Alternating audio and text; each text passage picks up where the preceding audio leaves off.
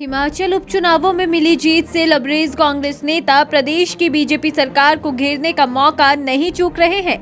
आज पहले शिमला ग्रामीण से कांग्रेस विधायक विक्रमादित्य सिंह ने लवी मेले को लेकर सीधे सीएम जयराम पर हमला बोला, तो उसके बाद नेता प्रतिपक्ष भी भला कहां पीछे रहने वाले थे।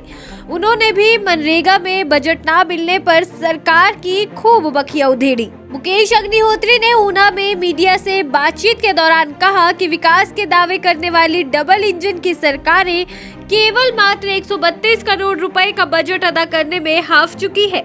ग्रामीण विकास के लिए निर्माण सामग्री खरीदना तो दूर, लेबर के पैसे देने तक के सरकार के पास पैसे नहीं है। हिमाचल प्रदेश में भारतीय जनता पार्टी की सरकार, जयराम सरकार की नाकामियों का एक नतीजा है कि मनरेगा जो है सभी पंचायतों को प्रभावित करता है।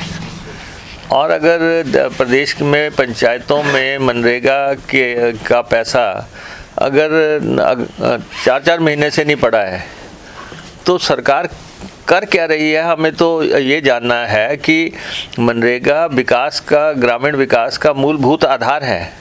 और वैसे तो आप पंचायतों को कोई बजट नहीं दे पाते। जब भी आप कोई ग्रामीण विकास की बात करते हैं तब आप मनरेगा के पैसे की बात करते हैं। और मनरेगा 4-4 महीने से ना तो मटेरियल के लिए पैसा मिला, ना दिहाड़ी के लिए पैसा मिला। और धीरे धीरे क्या है, मनरेगा योजना दम तोड़ रही है।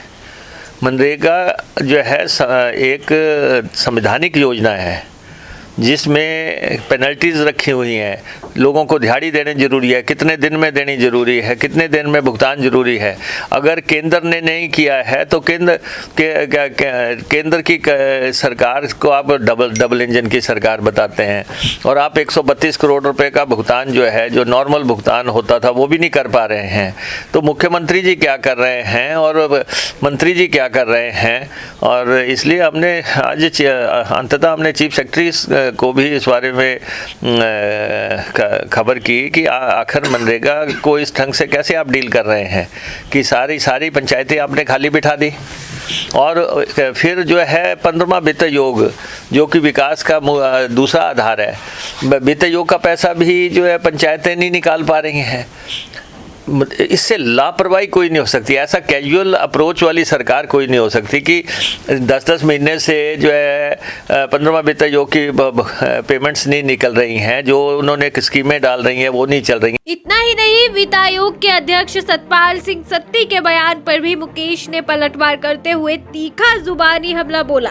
सत्ती पर तंज कसते हुए कहा कि बीजेपी के पूर्व प्रदेशाध्यक्ष कैसे चुनाव हारे, हम इस पर कोई चर्चा नहीं करना चाहते और ना ही हम जले पर नमक छिड़कना हमारी आदत है। वो खुद चुनाव पिछला हार गए। हमने इसके बावजूद जो है उनके जो है जख्मों पे नमक फेंकने की कोशिश नहीं की। हमने कभी ये चर्चा नहीं की कि सतपाल सत्ती कैसे हारे हैं। और दूसरा ये है कि अभी 4 इलेक्शन होके हटे हैं। सतपाल सत्ती जी की पार्टी को जो है नॉकआउट किया है हमने, 4-0 से चुनाव पार्टी हारी है। और थोड़ा बहुत जो है मौका ही देख लेते। हर बात करने का एक मौका होता है, एक नज़ाकत होती है और वो देख लेनी चाहिए कि अभी आपकी पार्टी है, सत्ती की पार्टी जो है डूबता हुआ जहाज है। डूबता हुआ जहाज है ये। इसमें जो भी सवार है वो सब छलांगे मारने वाले हैं। अब अगले 2 महीने में सब छलांगे लगाएंगे और जो है एक नई शुरुआत होगी। यहाँ कांग्रेस की सरकार बनेगी और 8-60 होगा, यहाँ पे आपके सामने होगा। और 2 अंकों में इनकी पार्टी प्रवेश नहीं करेगी। तो इसलिए दिल बहलाने के लिए जो कुछ भी बोलते रहें।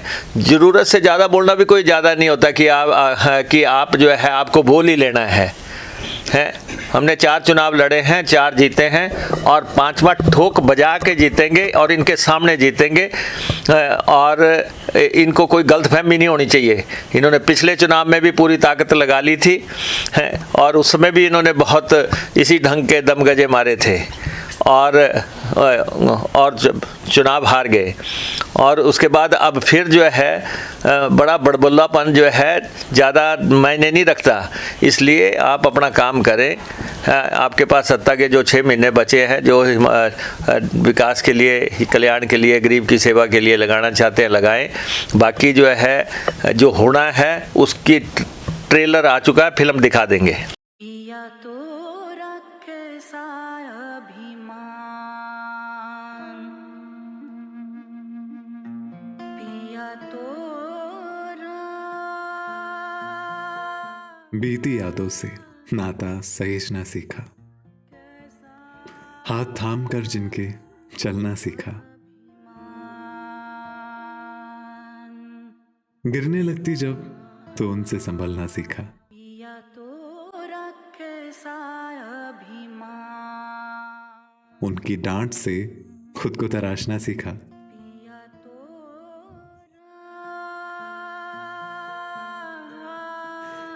घर से दूर होकर भी दिल को हमेशा यह एहसास रहता है, उनका प्यार और फिक्र हमेशा मेरे साथ रहता है।